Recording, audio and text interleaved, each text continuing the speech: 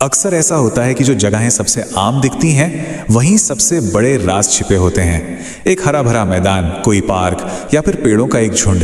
पहली नज़र में ये सब कितना शांत लगता है ना, लेकिन अगर ज़रा सा नज़दीक से देखा जाए तो पता चलता है कि ये दुनियाएं तो आश्चर्यों से भरी पड़ी हैं। आज हम यही समझने की कोशिश करेंगे कि कैसे सिर्फ ध्यान से देखने और सुनने की कला हमारे आसपास की दुनिया को पूरी तरह बदल सकती है। तो सवाल यही है कि एक मामूली से दिखने वाले घास के मैदान में आखिर ऐसा क्या खास है? उन लोगों के लिए कौन से रहस्य इंतजार कर रहे हैं जो सच में ध्यान देते हैं? बस यही सवाल हमारी आज की इस पड़ताल का बिल्कुल सेंटर पॉइंट है। इसका जवाब, बड़ा खूबसूरत जवाब हमें मिलता है लुइस ब्रांट फिलिप्स की एक कविता में।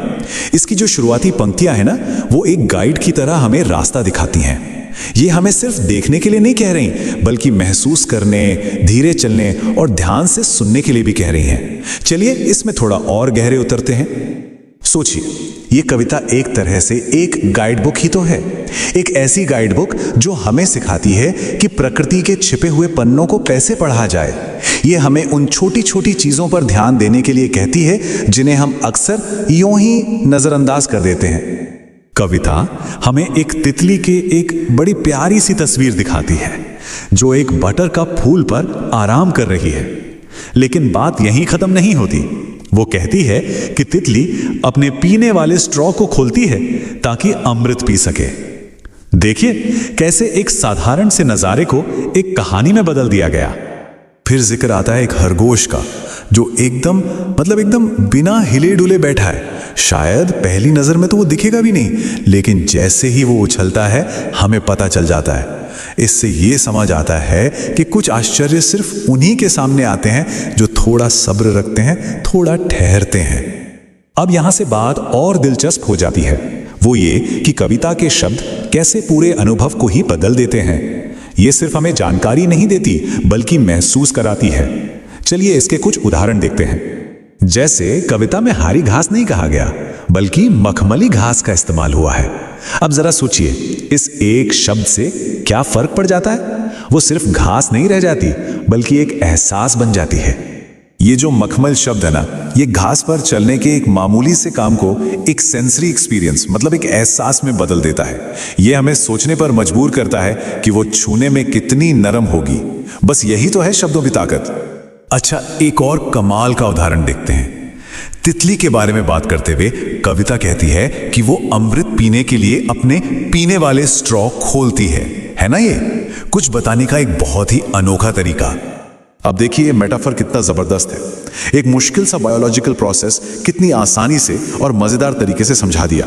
प्रोबोसिस की जगह ड्रिंकिंग स्ट्रॉ कहने से वो तस्वीर हमारे दिमाग में एकदम जिंदा हो जाती है। कविता डैंडेलियन की जिंदगी को भी बड़े ही खूबसूरत अंदाज में दिखाती है। जो फूल कुछ दिन पहले सुनहरा था, वो आज एक रोएदार सिर बन गया है। और फिर जब उस पर कोई फूंक मारता है तो वो हवा में तैरने वाले हवाई पैराशूट में बदल जाता है। ये बदलाव का कितना कमाल का चित्रण है। चलिए अब इस गाइड बुक में थोड़ा और आगे बढ़ते हैं और देखते हैं कि और क्या क्या खोजने को मिलता है। कविता हमें सिर्फ अलग अलग जीवों को ही नहीं, बल्कि उनके घरों को भी देखने के लिए कहती है, जो उस पूरे इकोसिस्टम की कहानी बताते हैं। कविता हमें जमीन के नीचे बनी सुरंगों को देखने को कहती हैं, या फिर लंबी घास के नीचे छिपे घोंसलों को, और चींटियों के उस अद्भुत टीले को भी। ये सिर्फ घर नहीं है, ये इस बात का सबूत है कि मैदान जिंदगी और एक पूरे समुदाय से भरा हुआ है। तो आखिर ये कविता सिखा क्या रही है?